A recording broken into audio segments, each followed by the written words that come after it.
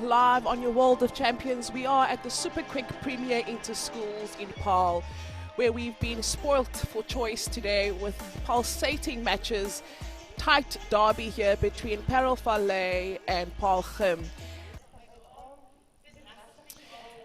So we're looking at the starting lineup of the Paarl under 19A side. We see Rousseau on goalkeeper, September on goal defense, Viljoen wing defense, and Peterson center. Woedstra will be on that wing attack, Bosman goal attack, and Swart responsible for converting those goals. The substitutions will be Martin, Etzebeth, and Grayling. That's the coach of the Paarl side, Charmaine Brechte. And Charlotte Skuman is opting to start with Maqubela on goalkeeper, Moos on goal defense, who's the vice captain, Swart on the wing defense, Jacobs the center and captain, and Daniel's wing attack, Fugweni and Ngoma will be responsible for converting those goals for the Parel Vallei side. Yeah, I think it's just great to see that they also acknowledging their school, and I mean, like we said, it could be the last time playing, netball. But yeah, excited to see what this game will bring. Oh yeah, good tip there by the goal defense of Paarl Vallei. Moos, and let's see if Martin backs herself. Yeah, and she does. Oh, that's good work from the goal attack. Swart turns that ball, makes sure she sinks it. Good. Oh, good vision there by the wing attack. Daniels.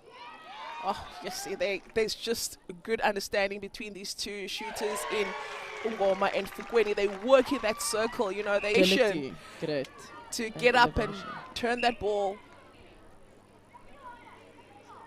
And this is what the defenders are doing so well. That was brilliant from Ngoma, but the defenders of Paarl are pushing them up. Let's see if she can make this count. They need this one.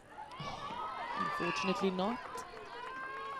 Yeah, they're under a lot of pressure there. I think also they're playing too many balls around that circle, so the ball is under a lot of stress, but that's how we managed to end the first quarter of this match.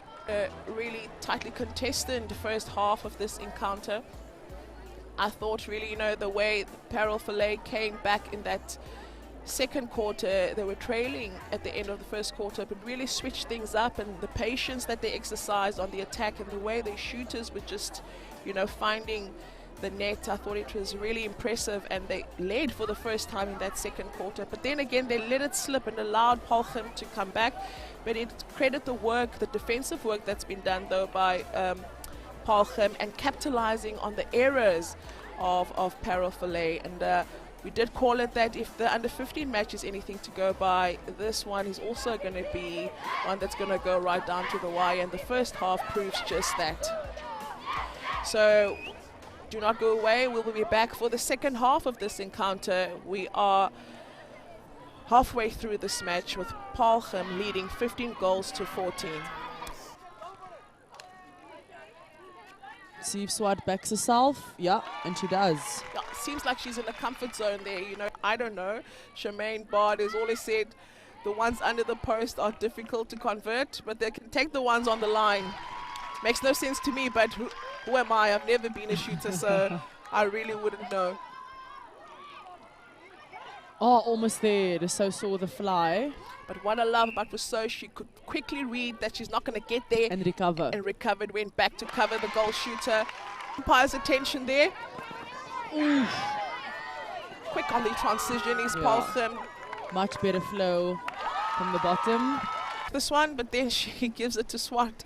That's something that defenders need to pick up. I think Moos needs to be aware of the fact that Swart is the main shooter. Swart's the main shooter, so put that pressure on Bosman to take the shots, because she hasn't taken a single shot in this quarter. She's not confident, so got to read that as a defender. Well, that's how we end the third quarter. Just what transpired during this encounter. Really, it was a tightly contested first half. we couldn't say at that time who would walk away with the victory here, but it was that third quarter, the championship quarter, where everything changed in the favor of Paarl. The changes made by the coach really paying dividends, and just the team stepping it up, putting their foot on the accelerator. Really brilliant second half, low error rate, and we did say that it's the team that's going to have the least errors that's going to walk away as the winners here. And I think the great work being done in that shooting circle by Swart. She was so consistent, so disciplined, so steady, confidence, accuracy, and that's why this Paarl side walked away with the win here. And just also defensively, I thought, you know, Rousseau so solid there and just taking charge on the defensive front for Paarl. A lot of work still needs to be done by Parel, but they don't have to drop their shoulders and be despondent, because I thought they gave a good account of themselves in that first half, but just couldn't adapt quick enough to the changes that were made by Paarl in the second half of the game. Now, if you look at that score, one would think that it was they ran away with the game, but I think really, you know, Parel did do a good job in that first half, but just ran out of staying power to try and win this game against Paarl. And also Paarl, I mean, this is home ground advantage. You know, the supporters are here, family and friends backing their team, and they play on these courts, so they know these courts very, very well. So I think we've had a brilliant day of netball here. We've been spoiled for choice. Brilliant. And that's the final score of this under-19 A team encounter, the last match of today.